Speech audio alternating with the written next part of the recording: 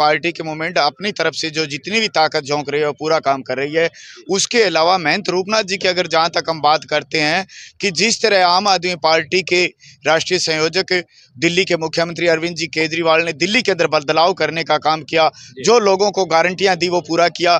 उसी के तहत देखो पंजाब के अंदर जितने भी किसानों की वो काला कानून लेके आई भारतीय जनता पार्टी, उसका विरोध करने के लिए जब दिल्ली में पहुंचे तो सभी प्रदेशों के सभी किसानों का भाई साथ दिया। दिल्ली के मुख्यमंत्री अरविंद जी केजरीवाल ने तो उनका समर्थन को सहयोग को समझकर भाई पंजाब की जनता ने बताई है कि जो पिछले चुनाव के अंदर 112 में से 112 सीटों में से 92 सीट देने का काम पंजाब की जनता ने किया।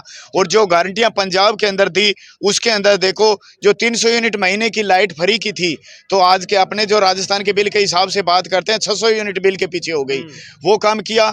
और जो बेरोजगार भाइयों को गारंटी दी कि जितने बेरोजगार भाई हैं उनके लिए मैं अलग अलग वैकेंसी निकालूंगा, तो 26,500 मुख्यमंत्री बनने के 3 दिन बाद वैकेंसी निकाली और अलग अलग डिपार्टमेंट के अंदर पेपर करवाए। जो राजस्थान के उस अंदर क्या हुआ है कि जो पिछली सरकार ने भारतीय जनता पार्टी की सरकार में 14 पेपर लीक हुए और कांग्रेस की सरकार में 16 पेपर लीक हुए, लेकिन यहाँ पर उन बेरोजगार भाइयों की कोई सुनाई नहीं हुई। और यहाँ पर पंजाब के अंदर तीसरे दिन ही सुनाई हुई, तो सबको अलग अलग डिपार्टमेंट के अंदर वैकेंसी निकाली। जो अस्थायी कर्मचारी थे उन लोगों के लिए, उन भाइयों के लिए जितना कि भी उनकी रोजगार का एक नाम मात्र रोजगार था, लेकिन उनको परमानेंट करने के लिए तीसरे दिन पंजाब के मुख्यमंत्री भगवंत जी मान ने 37,500 अस्थायी कर्मचारियों को परमानेंट करने का काम किया। चलिए ये पॉलिटिकल मैनिफेस्टो की जहाँ तक बात आती है तो उनको ऑलरेडी शामिल था, लेकिन राजस्थान की अब क्यों ना बात कर लेते हैं, क्योंकि राजस्थान के स्थानीय जो लोग हैं वो काफ़ी उम्मीद लगाए बैठते हैं अरविंद केजरीवाल से।